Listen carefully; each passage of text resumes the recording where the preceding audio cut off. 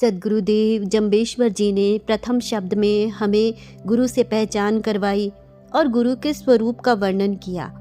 अब आगे वे गुरु का ध्यान करने से हमारे जीवन में क्या बदलाव आएंगे, हमें क्या प्राप्ति होगी, उसके लिए समझाते हुए कहते हैं कि गुरु ध्याय रे ज्ञानी तोड़त मोहा, अति खुरसानी छीजत लोहा।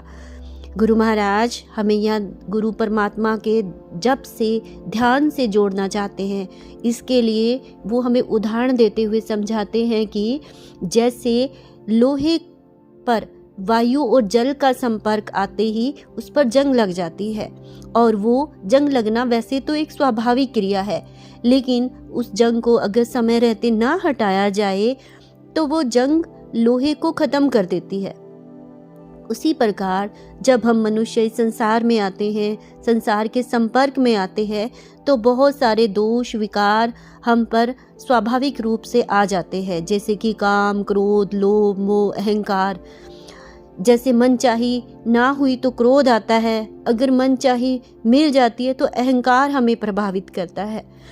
ये वो दोष हैं जिनके ऊपर अगर हम समय रहते नियंत्रण ना करें तो ये हमारे पतन का कारण बनते हैं। ठीक उसी प्रकार जैसे लोहे की जंग लोहे को काटती है, उसी प्रकार ये हमारी जो कमियां होती है, हमारे जो दोष होते हैं, ये हमारे जीवन को काटते हैं, हमारे पतन का कारण बनते हैं।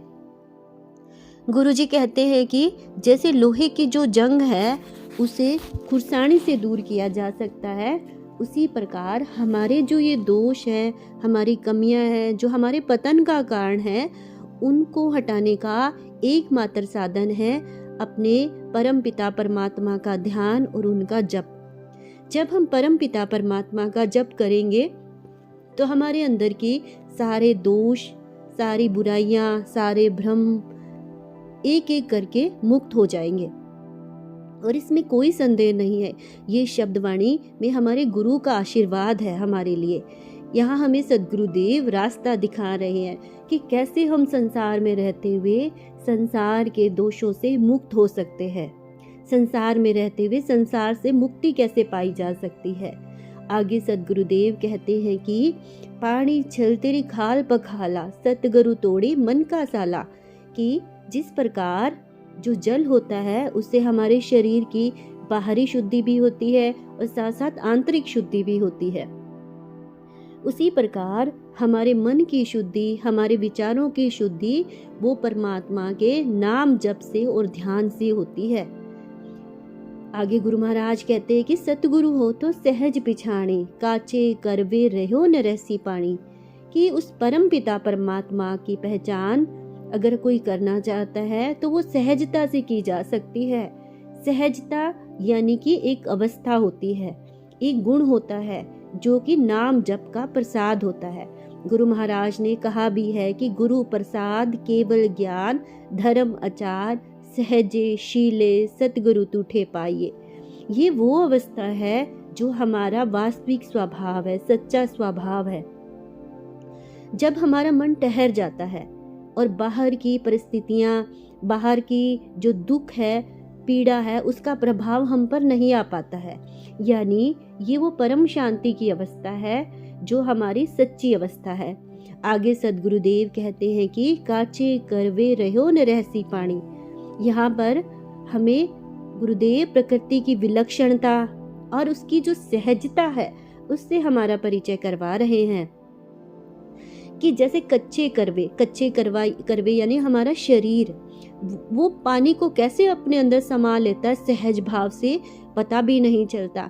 इस शरीर रूपी कच्चे बर्तन में पूरा ब्रह्मांड समाया हुआ है, और कहा भी है यत पिंडे तत् ब्रह्मांडे, कि शरीर पूरा अपना कार्य बड़ा ही सहज भाव से करता रहता है। सारी इंद्रियां अपना अपना कार्य करती रहती है, पाचन अंग अपना कार्य करते रहते हैं। लेकिन जब हम संसार के संपर्क में आते हैं, कोई दोषों से ग्रस्त हो जाते हैं, तो हम असहज हो जाते हैं। उस असहजता के कारण हमारा शरीर बीमार हो जाता है और हमारा मन क्या है, दुखी होना सीख जाता है, दुख और पीड़ा में पड़ जाता है। वो असहजता ही होती है। लेकिन जो हमारा सच्चा स्वभाव है, जो अवस्था है सहज अवस्था, उसको फिर से पाया जा सकता है। इसके लिए गुरु महाराज कहते हैं कि उस परमात्मा के जप से जुड़ो, वही हमें संसार के दुखों से मुक्त करके फिर उस सहज अवस्था से हमें जोड़ेंगे।